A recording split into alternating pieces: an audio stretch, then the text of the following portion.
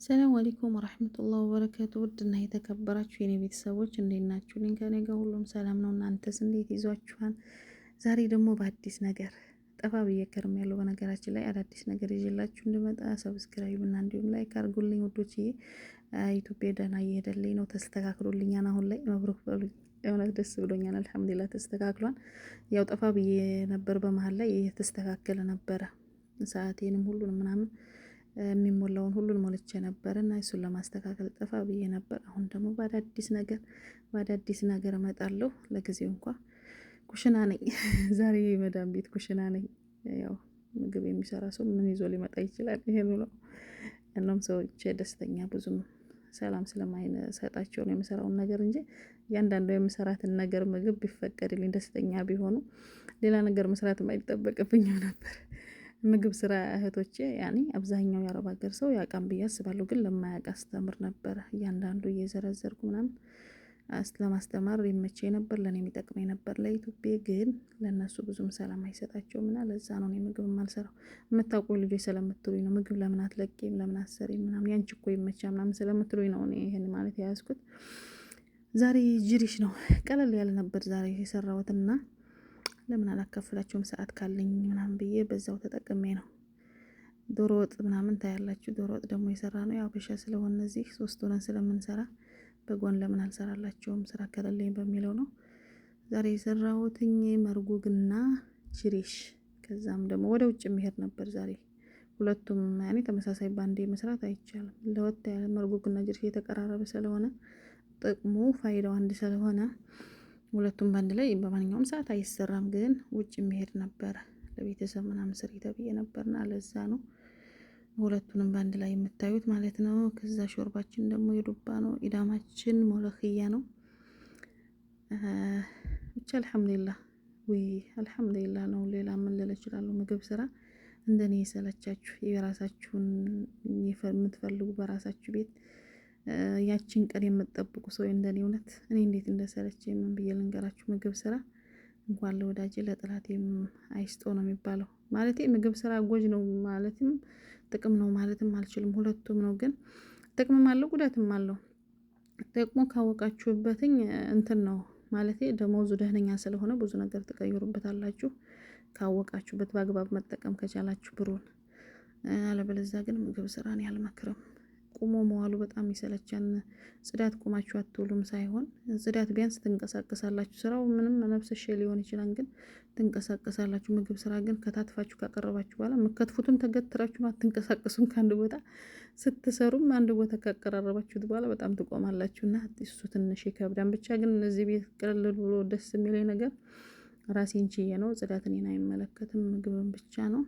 ያው ቢሆንም አልሐምዱሊላህ ግን ይሰለቻል። ማለት የሆነ ረዝም አመታት ስታስቆጥሩ በዚህ ስራ በጣም ነው የሚሰለቸው። ያው ጽዳት የሚሰለቻን ግን እንደ ምግብ ስራ ደግሞ ይሄን በልተው እራትም አለ ቁርስም አለ በጎን ደግሞ ሌላ ያዛሉ። ምናልባት ደግሞ ይሄ የተሰራውን ደግሞ የማይፈልግ ሊኖር ይችላል፣ ሌላ ደግሞ ያዟቸዋል። ብቻ የምግብ ስራ ከባድ ነው። ያው ከሌላው ቤት ግን ይሄ ቤት ይሻላል። አልሐምዱሊላህ እዚህ ቤት ከገባሁ ራሱ ስንት አመታትን አስቆጠርኩ ሳላስበው። እውነት አልጠበቅኩትም ይሄን ያህል እሰራለሁ ብዬ፣ ግን 5 አመት በላይ ምናምን እየሆነኝ ነው እዚህ ቤት ብቻ እንኳን በምግብ ስራ።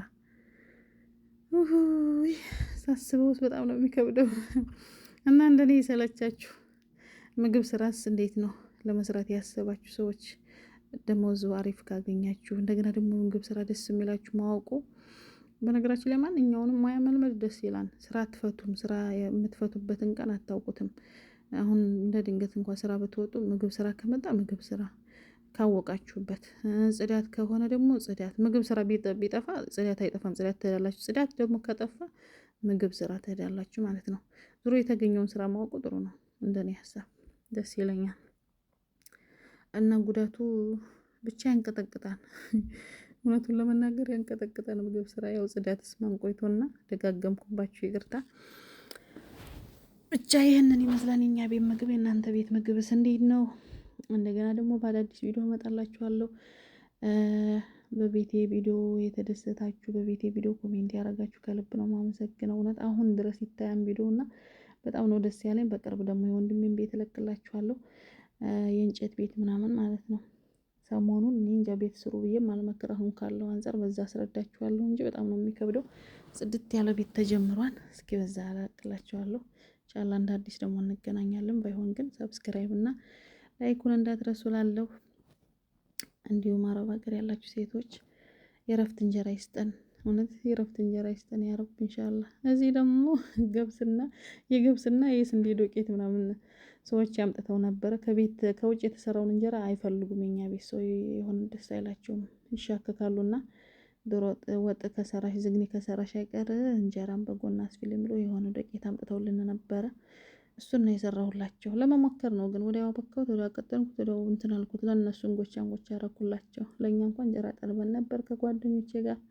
ጓደኛ ጋር መስራት ደስ ይላል። በአንድ በኩል ደስ ይላል፣ ግን ብዙ ሰው ደግሞ አይገድፈውም። ብዙም ደስተኛ የማይሆኑበት ሰው ያሉ፣ ግን እኛ አልሐምዱሊላህ ደስተኛዎች ነን። ማለቴ ሁሉም በእድሜ እኩል ስትሆኑ ተስማምታችሁ ተመካክራችሁ ትልቅ ስትሆኑ ምንም ችግር አይኖርም አይደለም። ተመካክራችሁ ታልፉታላችሁ አብራችሁ ለመኖር ሲባል። ብቻ እንጀራችን ይሄንን ይመስላል። የረፍት እንጀራ ይስጠን ያ ረቢ። ይገባና ነው የመዳም ቅመሞች ነው።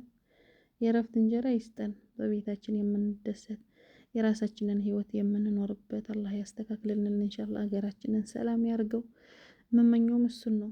ሰው ከሰራ ከለፋ አይቀር ታዛዥነት ከባድ ነው። በሰው ቁጥጥር መሆን በጣም ከባድ ነው፣ ፈተና ነው። ብቻ አላህ ከፈተና እንግዲህ በዚሁ ቀለል አድርጎልን በዚሁ በቃችሁ ብሎ ወደ ሀገራችን ገብተን በሰላም የራሳችንን ኑሮ የምንኖር አላህ ያርገን። የሰው አኗኗሪ ያርገን።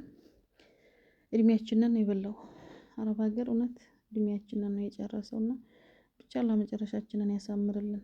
ሳንኖረው የሰለፋንበትን ሳንኖረው አላህ ወደዛኛው ዓለም እንዳይወስደን። አላህ እንግዲህ መጨረሻችንን ኢኽላሱን ይስጠን። የሰራነውን ደግሞ ለሰው ማካፍለን ከራሳችን አልፈን ለሰውም በቅተን የምንኖርበትን ነገር አላህ ያብቃቃልን። ባለን ነገር አላህ ደስተኛ ያርገን። እውነት በሰው ደስታ የምንደሰት አላህ ያርገን ኢንሻአላህ። እንደገና ደግሞ አብዛኛው ሰው አሁን ላይ እኔ እንጃ ወቁበት ነው የምለው። አገሩ እያለቀበት ነው፣ እንደ በፊቱ አይደለም።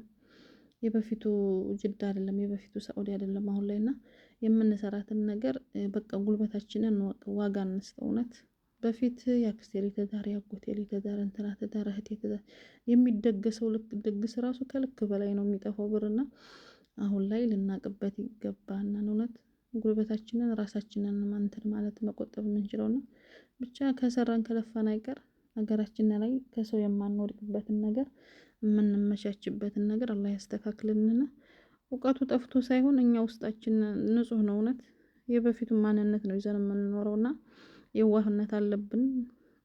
እንደኛ ደግሞ አዛኝ ነን አንችልምና ብቻ እስቲ እንግዲህ እሱ ጌትዬ የምንቋቋምበትን ነገር አላህ ያስተካክልልን። ቪዲዮ ይህንን ይመስላል። ከወደዳችሁት እንዲሁም ላይክ እና እንዳልደግምባችሁ ሰብስክራይብ አድርጉኝ። በአዳዲስ ቪዲዮ እንደመጣም ደግሞ አበረታቱኝ እላለሁ። እወዳችኋለሁ። የመዳም ቅመሞች በሙሉ እወዳችኋለሁ። ወንድሞቼም አላህ ይገዘን ሁላችንንም። አብሽሩ።